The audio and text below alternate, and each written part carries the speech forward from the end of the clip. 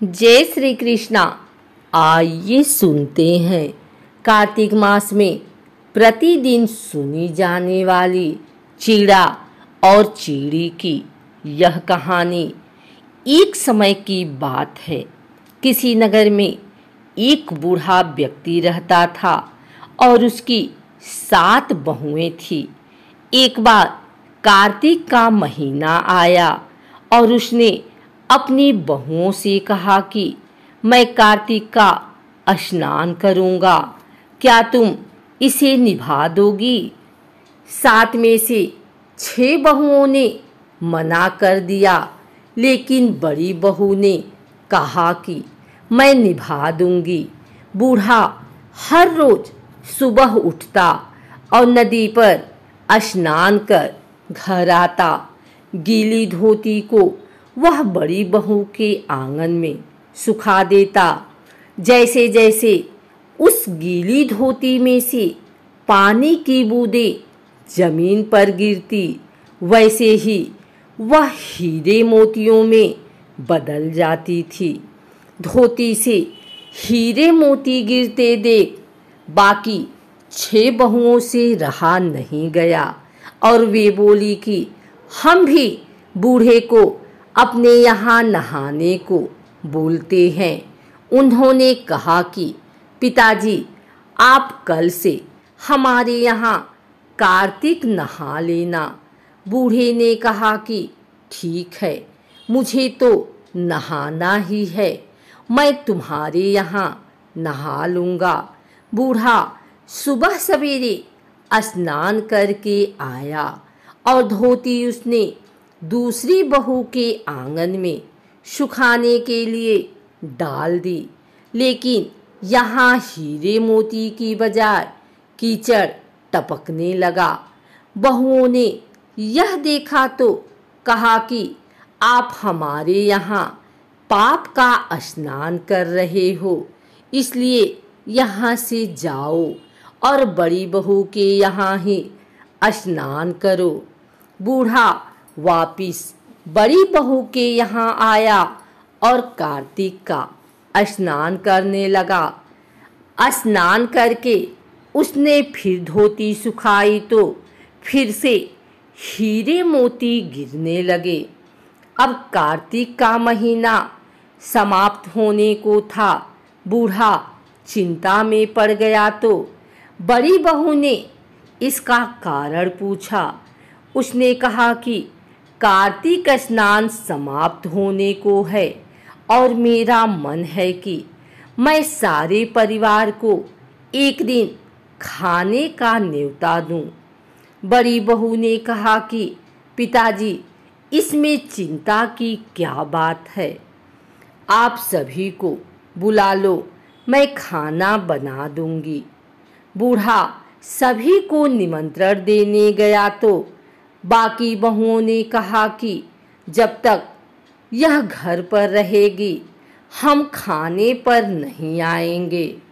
बूढ़ा फिर से चिंता में घिर गया कि ऐसे कैसे होगा और सूखने लगा।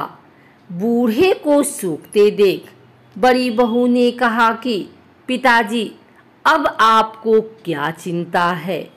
बूढ़े ने बाकी 6 बहुओं वाली बात बड़ी बहू को बता दी, जिसे सुन वह बोली कि पिताजी ठीक है, मैं खाना बनाकर रख जाऊंगी।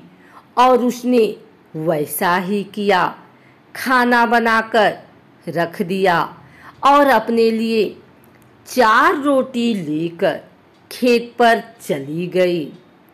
इधर 6 बहुओं ने खाना खा लिया, लेकिन जाने से पहले बाकी बचे खाने में कंकड़ पत्थर डाल गई कि बड़ी बहू आएगी तो परेशान होगी। इधर खेत में बैठकर बड़ी बहू कहने लगी कि राम जी की चिड़िया, राम जी का खेत, चुग लो चिड़िया भर भर पेट।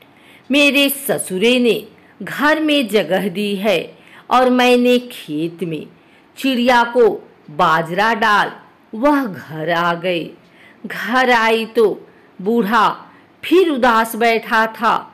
उसने फिर पूछा कि यह उदासी क्यों? सब ठीक ठाक निपट गया ना?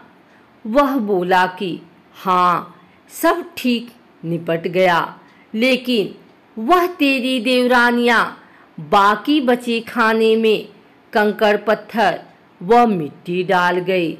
बहू ने कहा कि कोई बात नहीं पिताजी, मैं तो अपने लिए 4 रोटी फिर बना लूँगी।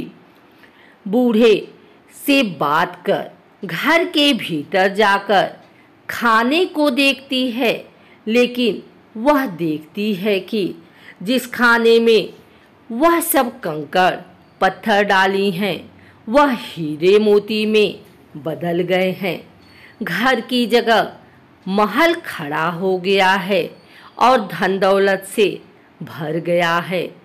अन्न के भंडार घर में भरे पड़े हैं। वह बूढ़े को बुलाकर कहती है कि पिताजी, आपने तो कहा था कि मेरे लिए कुछ नहीं बचा है, लेकिन यहाँ तो हीरे मोतियों के भंडार हो गए हैं। पूरे घर में धन की वर्षा हो रही है। ही साधारण सा घर महल में बदल गया है। बूढ़ा सब चीज़ें देखकर बोला कि बेटी, तुमने सच्चे मन से कार्तिक स्नान किया है तथा सच्चे मन से मेरे स्नान में मेरा साथ निभाया था, लेकिन बाकी बहुओं ने पापी मन से इसे निभाया, इसलिए कार्तिक देवता तुमसे प्रसन्न हुए और यह सारा फल तुम्हें दिए हैं। कार्तिक देवता तुम पे अत्यधिक प्रसन्न है। तुम हमेशा ऐसे ही रहना, अपनी देवरानियों की जैसे कभी मत बनना। हे कार्तिक देवता, जैसे आपने बड़ी बहू की सुनी और उसकी सभी मनोकामना पूर्ण की, वैसे सबकी मनोकामना पूर्ण करना। अगर आपको हमारी वीडियो अच्छी लगी हो तो इसे लाइक करें, कमेंट करें, शेयर करें। हमारे चैनल भक्ति गाथा को सब्सक्राइब करके बेल नोटिफिकेशन ऑल पर सेट कर लें, ताकि आगे आने वाली वीडियो सबसे पहले आप तक पहुंच सके। धन्यवाद।